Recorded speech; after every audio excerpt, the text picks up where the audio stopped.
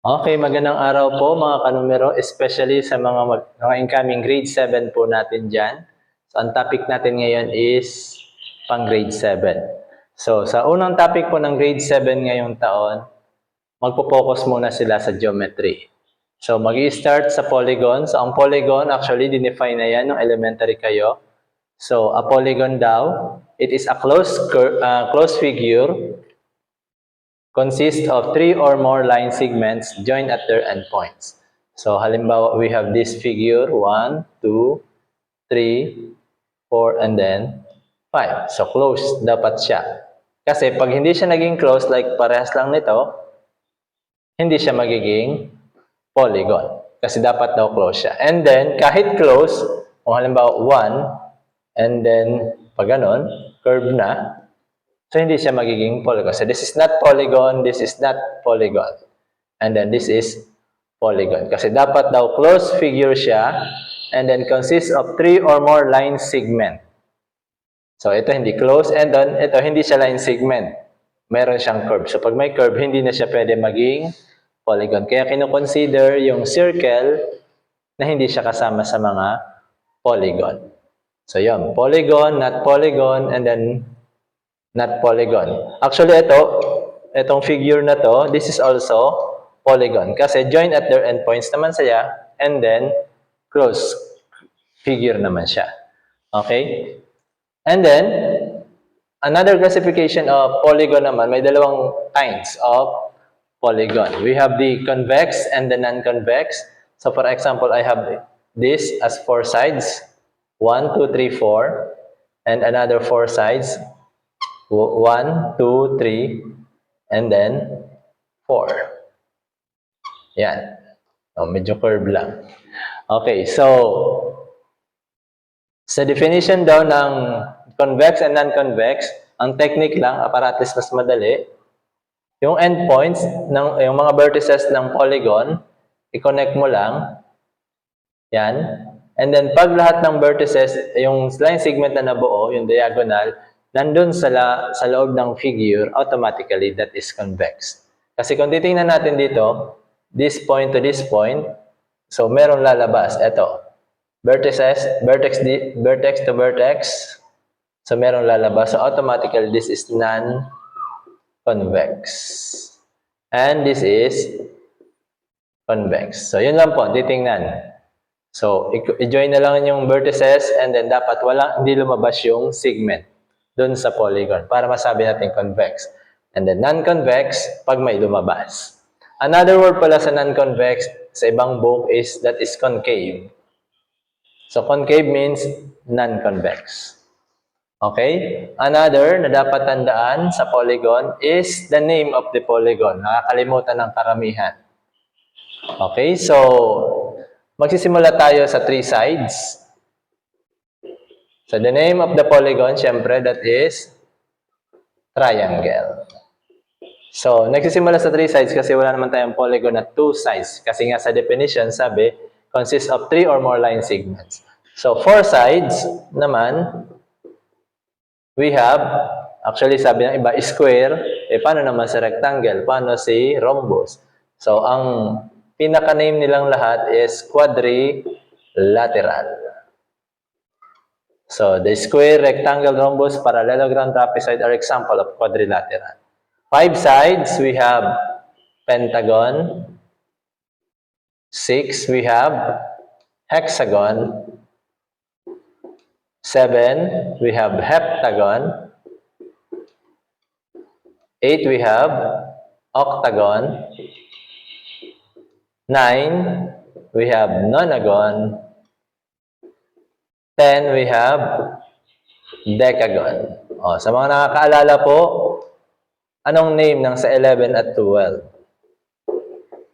Okay, so sa mga nakaalala, pwede nyo i-comment sa comment section kung anong name ng 11-sided polygon. Regular polygon. Okay, so ang regular polygon, so may definition siya. But before we proceed to the definition of the regular polygon, doon muna tayo sa mga parts ng polygon. Ano ba mga parts ng polygon? So for example, I have this polygon. Sasabihin natin, we have the pentagon.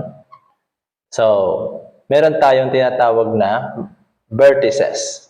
So, pag singular, that is vertex. Pag isa lang. Pero, syempre, meron tayong 5. So, pag plural, that is vertices. And then we have also, aside from the vertices, we have the angle. So, this is the angle. To be specific, that is the interior angle. And then we have the sides of the polygon.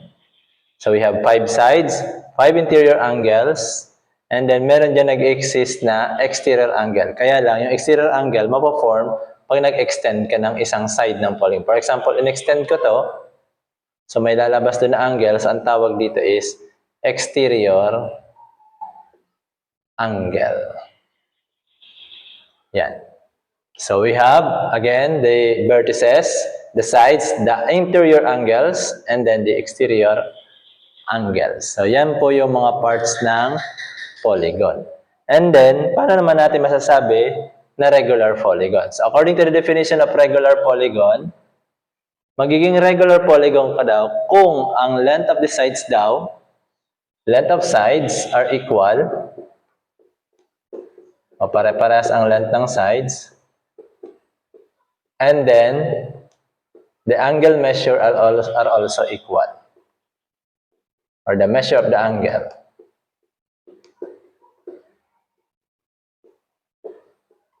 Okay, para masabing regular polygon siya. Actually, isa sa mga common na regular polygon is the equilateral triangle. Kung makikita natin equilateral triangle, based from the definition, equal ang mga sides niya. Kasi sa sinabing equilateral, pare-parehas ang sides. And then mahalata natin, ang angle niya pare-parehas din because this is 60 by 60 by 60. So equilateral triangle is an example of regular polygon kasi equal ang mga sides and then equal ang mga angle. The same sa square. Square is also a regular polygon kasi lahat sila 90 degrees and then pare-parehas ang length ng sides. Kaya square is an example of regular polygon. Okay, so isa sa mga topic or i-discuss po about sa regular polygon is how to make a regular polygon. Kaya lang sa competency po, tinuturo, ang hinahanap lang is sa 5, 6, 8, and then sa 10. Okay, so 5, 6, and 10. Paano ba mag-drawing ng regular polygon? Yung eksakto talaga. Sa ngayon po, wala tayong dalang ruler and then protractor, pero i-share ko lang sa inyo kung paano siya gagawin. Para at least, pag meron na kayong protractor at ruler, so yun yung gawin niyo. Para makabuo kayo ng regular polygon with 5 sides, with 6 sides, 8 sides, and then 10. So dito tayo magpo-focus muna sa 5 and 6. So paano ba siya ginagawa? Okay, kanina meron tayong parts of the polygon. We have the vertices, the sides, interior angle, and exterior angle. Merong isang side part daw ng angle na hindi na nasabi kasi mga irregular yung polygon natin kanina. Kasi pag regular daw ang polygon, like for example, yung kanina sabi ko equilateral, pag regular siya, automatically meron tayong center point. May point dito sa gitna. Makukuha natin yung gitna ng regular polygon and then makakabuo tayo ng, ang tawag dito is central angle. Pero yung may central angle lang, yung mga polygon na regular. Pero yung ibang polygon na hindi regular polygon, wala silang central angle. So bakit nabanggit ko yan? Kasi yun yung gagawin natin dito. So halimbawa, ang target natin is 5-sided polygon. 5-sided regular polygon. So, ang gawin lang natin, kukunin natin yung central angle. Yung isang ikot, kasi pag hinati natin to, so yung isang ikot, that is 360 degrees. So, 360 degrees divided by 3 central angle, kasi triangle siya, meron siyang tatlong central angle. So, i-divide mo lang sa 3, 360 divided by 3, that is 120. So, automatically, ang measure ng angle nito, ng central angle ng triangle, which is regular triangle, is 120 degrees. So, yun lang ang gagawin natin dito sa 5. So, i-divide natin. 360 degrees divided by 5. So, So 36 divided by 5 is 7. So 35, 1, 10. So we will have 72 degrees. So ang gagawin lang natin, using ruler, yan, mag-draw lang kayo ng isang straight line. Siyempre, i-measure nyo. So for example, ang measure nito is, sabihin natin, 10 cm. So gamit yung ruler ninyo. And then mag-measure kayo ng 72 degrees. So, dapat maka-measure approximately, sabihin natin, ito yung 72 degrees. Yan. And then, pag nakagawa na kayo ng 72 degrees, kung ilan yung length ng dito ng segment, gumawa rin doon ng 10 cm. So, gagawa tayo dito ng 10 na dapat parehas ang length niya. So, sabihin natin, this is also 10. And then, i-continue nyo lang. Gumawa ulit dito ng 10. Ng measure ng angle is 72. Gawa ulit dito. Measure ng angle is 72. And then, gawa ulit dito. Ang measure ng angle, 72. So, dapat lahat to 72 degrees. And then, dapat itong mga segment na to, pare-parehas ang length. So, use pencil para ma-erase. Kasi yung pinaka-target natin, eto na. Pag kinonect natin yan, yan. Okay, alisin na natin tong sa gitna. Magkakaroon na tayo ng regular pentagon.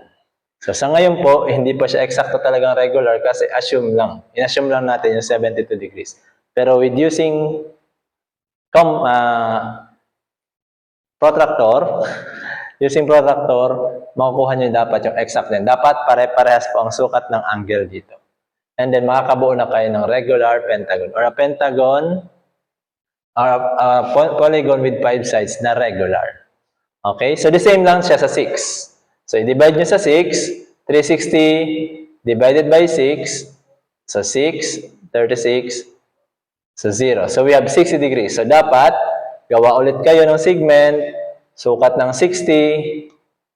Dapat parehas ulit to, and then another 60, another 60, another 60, another 60, another 60. And then again, connect nyo lang, makakabuo na kayo ng regular hexagon. Okay? So, yun po ang gagawin nyo lang. Mag-focus na lang po kayo sa central angle para mas maganda yung maging itsura ng regular polygon nyo. So, yun lang po ang maitutulong natin